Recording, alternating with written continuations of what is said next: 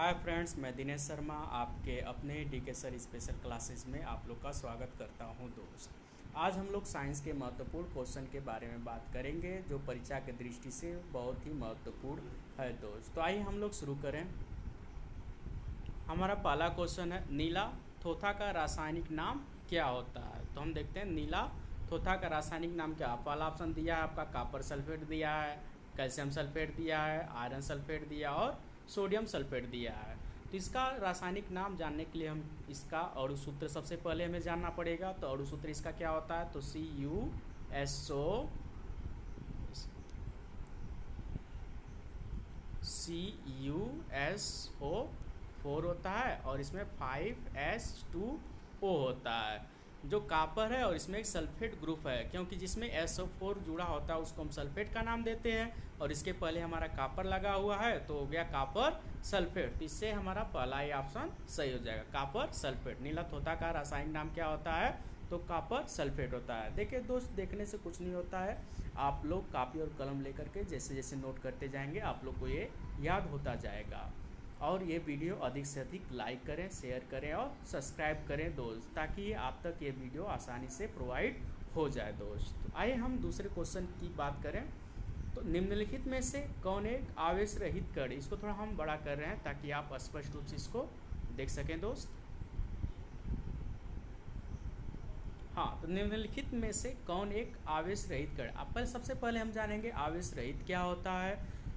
तो जिस पे आवेश न हो उसको हम आवेश रहित बोलते हैं, आवेश रहित बोलते हैं जिस पे आवेश न हो। तो इसमें पहला ऑप्शन दिया, इलेक्ट्रॉन दिया है, प्रोटॉन दिया है, न्यूट्रॉन दिया और इनमें से कोई नहीं है। तो हम देखते हैं इलेक्ट्रॉन की यदि हम बात करें तो इलेक्ट्रॉन पे चार्ज हम जानते हैं कि -1.10 कूलाम ऋणावेश होता है दोस्त। यदि हम प्रोटॉन की बात करें तो प्रोटॉन पे +1.6 × 10⁻⁻⁻19 कूलाम धनावेश होता है दोस्त। तो इलेक्ट्रॉन पे आवेश होता है, प्रोटॉन पे आवेश होता है, लेकिन हमारा जो न्यूट्रॉन दिया है ये इसको हम उदासीन मानते हैं। क्या मानते हैं दोस्त, तो उदासीन मानते हैं।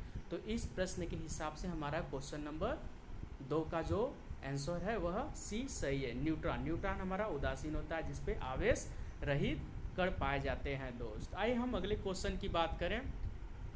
अगला क्वेश्चन है, इसको थोड़ा हम छोटा कर दे रहे हैं ताकि आप आसानी से इसको देख सकें। यह पानी का अधिकतम घनत्व किस तापमान पर होता है। अधिकतम घनत्व की बात कर रहा है तो हम जानते हैं 100 अंश सेंटीग्रेड यहाँ ऑप्शन में दिया है, बी दिया है +4 अंश सेंटीग्रेड और सी दिया है 0 अंश सेंटीग्रेड, डी दिया है -4 अंश सेंटीग्रेड। तो 100 अंश सेंटीग्रेड पे सभी लोग जानते हैं कि पानी खौलने लगता है जिसको हम वायुमंडलीय दाब भी बोलते हैं दोस्त।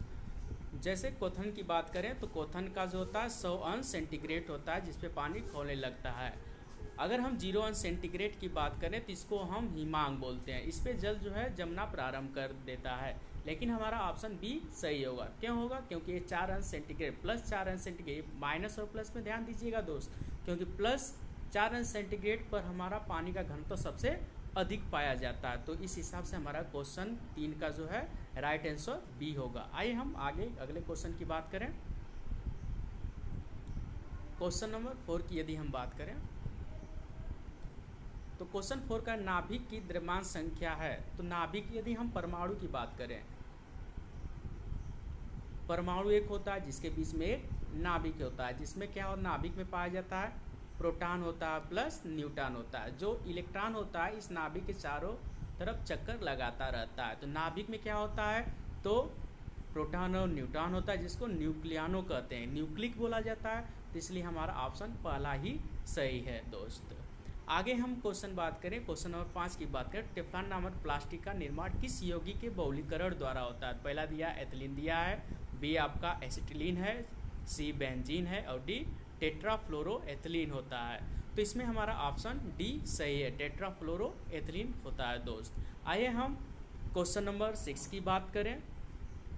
तो क्वेश्चन नंबर 6 की बात करें हम, तो अम्लीय विलयन के पीएच का मान होता सदैव होता है। तो आप जानते हैं कि आर्यनस एक वैज्ञानिक था जो 1 से लेकर के 14 तक तत्व निर्धारित किया। जो बीच में उन्होंने 7 रखा उसको उन्होंने उदासीन माना। क्या माना दोस्त, उदासीन माना। और जैसे जैसे 7 से घटता जाएगा उसमें अम्लता गुण बढ़ती चली जाती है, और जैसे जैसे 7 से बढ़ता जाएगा उसमें क्षारकता गुण बढ़ती चली जाती है। तो सदैव की बात हो रहा है, तो सदैव क्या होगा, 7 से कम होगा। तो हमारा क्वेश्चन नंबर 6 का राइट आंसर ए होगा दोस्त, 7 से कम। तो अम्लीय विलयन के पीएच का मान सदैव क्या होता है, तो 7 से कम होता है दोस्त। आइए हम आगे क्वेश्चन की बात करें।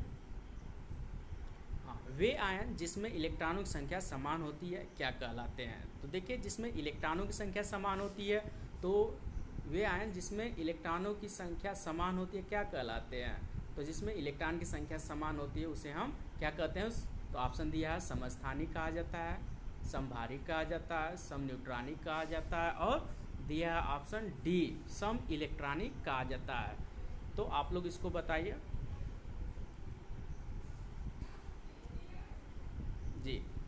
देखिए, सम इलेक्ट्रॉन, सम इस बराबर हो, इलेक्ट्रॉनिक मीन्स इलेक्ट्रॉन, जिसका इलेक्ट्रॉन बराबर होता है उसे हम सम इलेक्ट्रॉनिक कहते हैं। तो हमारा ऑप्शन जो है डी सही है। कुछ लोग बता रहे हैं समस्थानिक, तो ऐसे तत्व जिनके परमाणु क्रमांक समान होते हैं, परमाणु भार अलग अलग होते हैं, उसे हम समस्थानिक कहते हैं। इसका डिफिनीशन भी देख लीजिए। समभारिक ऐसे तत्व जिनका परमाणु भार समान होता है, परमाणु क्रमांक अलग अलग होता है, उसको समभारिक कहते हैं। अगर सम न्यूट्रॉनिक की व्याख्या हम करें तो ऐसे दो तत्व या दो से अधिक तत्व जिसमें न्यूट्रॉनों की संख्या समान होता है उसे हम सम न्यूट्रॉनिक कहते हैं। देखिए, नाम से पता सम स्थानिक जिसका स्थान बराबर हो यानी परमाणु क्रमांक बराबर होता है, समभारिक जिसमें सम इस बराबर हो भार, जिसका परमाणु भार बराबर होगा उसको समभारिक कहेंगे। सम न्यूट्रॉनिक जिसमें न्यूट्रॉन बराबर होते हैं उसे हम सम न्यूट्रॉनिक कहते हैं। तो 7 का ऑप्शन जो हमारा होगा डी सही होगा दोस्त। रेडियो सक्रियता की इकाई क्या है। यदि हम क्वेश्चन नंबर 8 की बात करें तो दिया है क्यूरी दिया है, बेकुरल दिया है, रदरफोर्ड, और चौथा ये सभी हैं। तो रेडियो सक्रियता की इकाई क्या होता है दोस्त, तो ये सभी होते हैं, क्योंकि क्यूरी भी होता है इसका इकाई, बेकुरल भी है और रदरफोर्ड भी है। इसमें ऑप्शन जो डी सही हो जाएगा दोस्त। वायु में किस गैस की मात्रा सर्वाधिक है। तो ये देखिए बहुत इंपॉर्टेंट क्वेश्चन है। इसमें दिया option A hydrogen, B carbon dioxide, C oxygen दिया है, और डी नाइट्रोजन दिया है। तो आप लोग सभी लोग जानते हैं कि नाइट्रोजन की मात्रा सबसे ज़्यादा होती है, क्योंकि इसमें 71 या 78 कुछ पाया जाता है, और जबकि 21% जो है हम ऑक्सीजन ही पाते हैं। तो इसमें सबसे ज़्यादा जो है नाइट्रोजन की मात्रा अधिक होता है दोस्त। आइए हम लोग बातें करें क्वेश्चन नंबर 10 की। निम्नलिखित में कौन सा कठोरतम धातु, सबसे कठोरतम धातु की बात करें तो सबसे कठोरतम धातु क्या होता है हमारा। अगर हम हीरे दिया रहे ऑप्शन में तो हीरा मारेंगे, लेकिन इसमें दिया ऑप्शन सोना दिया है, लोहा दिया है, प्लेटिनम दिया है, सीसा। तो सबसे अधिक सी वाला ऑप्शन हमारा सही होगा। निम्नलिखित कौन सा कठोरतम धातु है, तो प्लेटिनम है। आइए हम लोग क्वेश्चन नंबर 10-11 की बात करें तो नॉन स्टिकी बर्तनों के निर्माण में प्रयुक्त प्लास्टिक है। कौन से प्लास्टिक हम नॉन स्टिकी बर्तन के निर्माण में प्रयोग करते हैं। तो दिया है बैकलाइट, बैकलाइट जैसे आप लोग सभी लोग जानते हैं जो परेस होता है उसमें जो हत्था चढ़ाया जाता है बैकलाइट, यह विद्युत के सबसे अच्छा कुचालक होता है। लौह दिया है, विटल दिया है, और टेफ्लॉन दिया है। तो इसका सही आंसर होगा ऑप्शन नंबर डी, टेफ्लॉन होता है। क्या होता है दोस्त, टेफ्लॉन। तो स्टिकी बर्तनों के निर्माण में, नॉन स्टिकी बर्तनों के निर्माण में हम प्रयुक्त टेफ्लॉन का प्रयोग करते हैं। आइए हम लोग क्वेश्चन नंबर 12 की बात करें तो 12 में दिया है 88 रेडियम 226 के नाभिक में न्यूट्रॉनों और प्रोटॉनों की संख्या क्या होता है। थोड़ा इसके बारे में हम चर्चा कर रहे हैं, आप लोग ध्यान से इसको देखिएगा। इसका एक फार्मूला होता है A बराबर P प्लस N। जो P दर्शाता है परमाणु क्रमांक को दर्शाता है, तो परमाणु क्रमांक बराबर दिया है कितना, 88 दिया है। और A जो इसमें है परमाणु भार दर्शाता है, तो परमाणु A बराबर कितना दिया है इसमें, तो A बराबर दिया है आपका 226 दिया है दोस्त। कितना दिया है, 226। फार्मूले पे हम देखेंगे तो A बराबर 226 है, लिखेंगे 226 बराबर P का मान हमारा 88 दिया है, और जबकि N हम निकाल लेंगे। तो 226 इधर प्लस में है तो हम इसको रहने देंगे यहीं पे। ये 88 प्लस का है, जब इसको इधर लाएंगे तो माइनस का 88 हो जाएगा दोस्त। बराबर क्या बचा हमारा, N। अब देखिए 226 में से 88 हमें घटाना है, तो कितना होगा, यहाँ 6 में से 8 नहीं तो 138। कितना हो जाएगा दोस्त, 138 हो जाएगा। यदि हम बात करें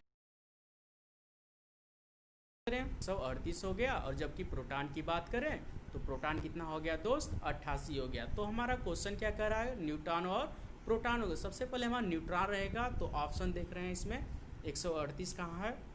तो ऑप्शन ए की बात यदि हम करें तो एक में 138 दिया है, 88 दिया है, फिर 88 और 138 दिया है, 226 और 88 दिया और 88 226 दिया है। तो इसमें न्यूट्रॉन की मान पूछ रहा है, तो सबसे पहले हम न्यूट्रॉन को अभी जस्ट निकाले हैं, तो 138 था, और उसके बाद प्रोटॉन की, तो प्रोटॉन 88 दिया। तो इससे के हिसाब से हमारा ऑप्शन नंबर ए सही हो जाएगा दोस्त। तो आइए हम लोग अगले क्वेश्चन की बात करें। अगला क्वेश्चन है हमारा, खाद्य पदार्थों के परिरक्षण हेतु निम्नलिखित में से कौन सा पदार्थ प्रयुक्त होता है। परिरक्षित यानी इसको हम रक्षित कर सकें, अधिक समय तक इसको हम रख सकें, तो इसके लिए आप लोग ऑप्शन बताएं कौन सही है। ऑप्शन ए कह रहा है इसमें सोडियम कार्बोनेट है, दूसरा का एसिटिल है, बेंजोनोइक अम्ल है, और सोडियम क्लोराइड है। जैसे कि आप लोग सोडियम क्लोराइड है तो आप लोग हम जानते ही हैं क्या होता है, सोडियम क्लोराइड के बारे में बताने की ज़रूरत नहीं है, लेकिन इसका जो है आपका राइट आंसर सी हो जाए। बेंजोनोइक अम्ल के माध्यम से जो है हम खाद्य पदार्थों को अधिक समय तक सुरक्षित रख सकते हैं दोस्त। आइए हम लोग क्वेश्चन नंबर 14 की बात करें। तो परिशोधित स्प्रिट क्या है, या परिशोधित स्प्रिट है। पहला ऑप्शन दिया है इथाइल एल्कोहल और मिथाइल एल्कोहल का मिश्रण होता है, दूसरे में कह रहा है कि परिशुद्ध इथाइल एल्कोहल होता है, तीसरा कह रहा है ईंधन के रूप में प्रयुक्त इथाइल एल्कोहल होता है, और ऑप्शन नंबर डी कह रहा है कि जिसमें 95.57% इथाइल होता है और एल्कोहल वो 4.43% जल होता है। तो इसका जो है सही आंसर आपका डी है दोस्त। तो इसको नोट कर लीजिएगा, बहुत ही इंपॉर्टेंट क्वेश्चन है। आगे हम बात करें, प्रयोगशाला में यूरिया का संश्लेषण सर्वप्रथम किसने किया था। ये बहुत ही इंपॉर्टेंट दोस्त है, इसको आप लोग एकदम नोट कर लीजिएगा, परीक्षा की दृष्टि से बहुत ही इंपॉर्टेंट है दोस्त। तो किसने इसमें पहला ऑप्शन दिया है, विलियमसन दिया है, कोल्बे दिया है, वोलर दिया है, और बर्थुलेट दिया है। तो इसमें ऑप्शन जो होगा सही, ये आपका सी सही होगा दोस्त। कौन सा, वोलर ने सर्वप्रथम जो यूरिया का संश्लेषण किया था। अब यूरिया का रासायनिक सूत्र पूछ दिया दोस्त, तो यूरिया का रासायनिक सूत्र क्या होता है।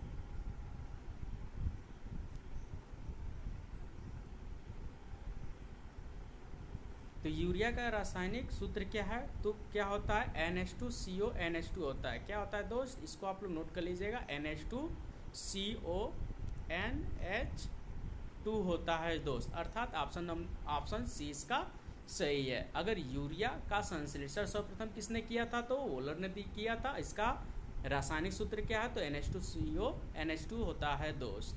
आइए हम लोग अगले क्वेश्चन की बात करें।